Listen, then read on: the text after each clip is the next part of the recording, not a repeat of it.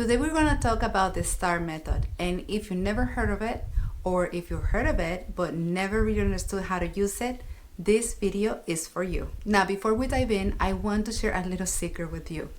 The STAR method is not my favorite interview method, and I know this might surprise you because I am a recruiter. I think it's kind of like too technical sometimes, or it can sound too technical, and in my personal opinion, a little bit outdated. But the reason I'm teaching it today is because it's one of the most commonly used interview frameworks in corporate environments, and now with AI interviews becoming more common, is being used more than ever. So I recommend learning the STAR method as another tool in your interview toolbox. It can help you craft stronger answers and get you through those early interview rounds that many companies are now conducting through AI-powered platforms like HireVue. So why was the STAR method created in the first place?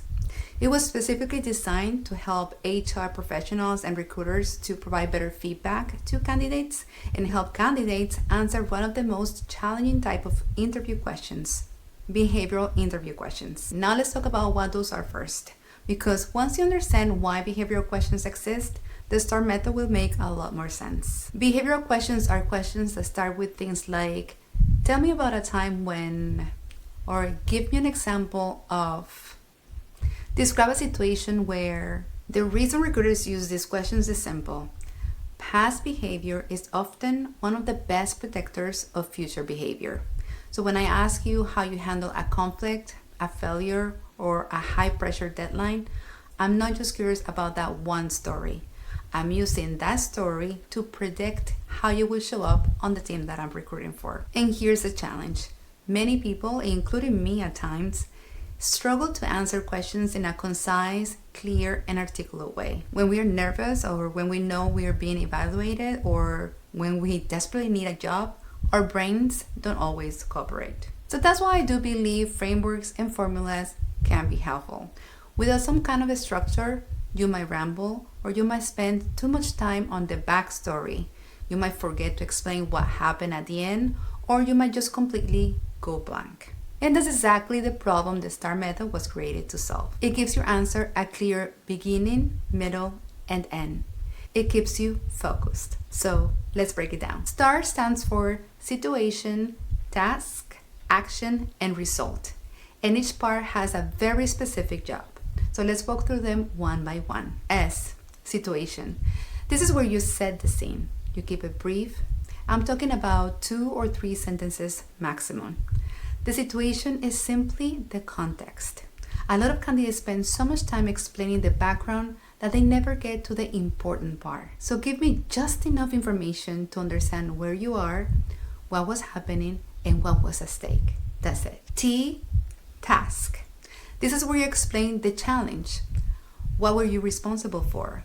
What problem needed to be solved? What was expected of you in that moment? Again, keep it focused. 1 or 2 sentences is usually enough. A, action. Now, this is where most people either strengthen their answer or weaken it. The action section is the most important part of your STAR response, and yet it's often the part candidates handle the least effectively. This is your moment. I want to hear your thinking, your decision making, your leadership, your specific contribution to solving the problem. R, result. This is the part people most often forget, or they rush through it as an afterthought. But the results is your proof.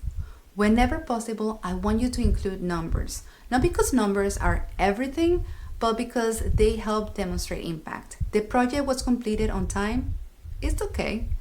The project was completed 2 weeks ahead of schedule, saving the company approximately $30,000 in contractor costs. Is memorable. If you don't have the exact numbers, that's okay. You can say things like significantly reduced process time, increased team efficiency, improved customer satisfaction, or led to a promotion within 6 months. What matters here is that you close the loop. You open with a problem. Now show me how it was solved and how you contributed to that solution.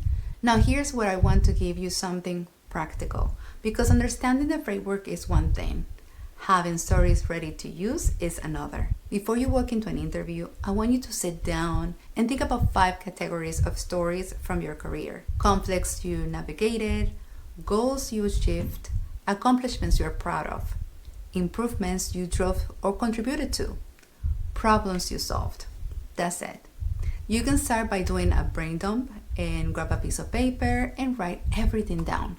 Don't worry about the structure yet. Don't worry about sounding polished. Just get the stories out of your head into the paper. Then, this is where it gets really powerful.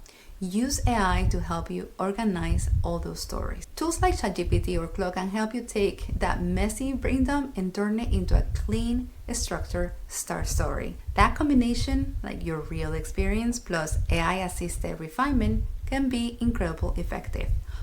But I want you to draw a very clear line here because I'm seeing something happen that needs to be addressed.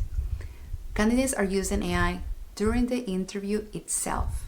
They're reading answers directly from ChatGPT in real time. And trust me, recruiters and hiring managers can tell. And in many cases, it can lead to automatic rejection. Your answers lose warmth, they lose personality, and they lose authenticity. And connection is everything in an interview. So use AI to prepare, but never use it to perform. Now let's look at a very simple example so you can see exactly how the STAR method works. This is how you can start building your own story bank so you're able to answer interview questions with confidence, stay focused, and help the interviewer clearly see your potential. And if you're interviewing for a senior level role, you can use this framework too. You just adapt the examples to match your level of experience. We are going to use a very entry-level position for this example. This scenario here is handling a difficult customer. Can you tell me about a time you had to deal with an upset customer?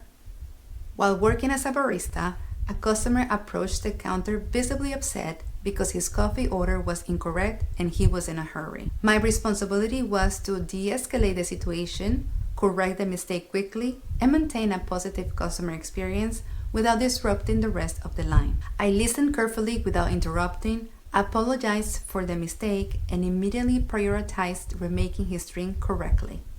To further address the inconvenience, I provided him with a complimentary drink coupon for a future visit. The customer calmed down almost immediately, thanked me for solving the issue, and left satisfied. My manager later recognized my handling of the situation and praised my professionalism and patience. I added this in the description of the video, and I'm also going to pin it in the comments so you can use it as your template. If you found this video helpful, make sure to subscribe to the channel so you don't miss any future videos on interview strategies, recruiter insights, and professional presence. My mission is to help you stand out in today's competitive job market. If you like personalized support, I also offer one-on-one interview coaching to help you interview with confidence and increase your chances of landing the job. You'll find all the details in the description and links below.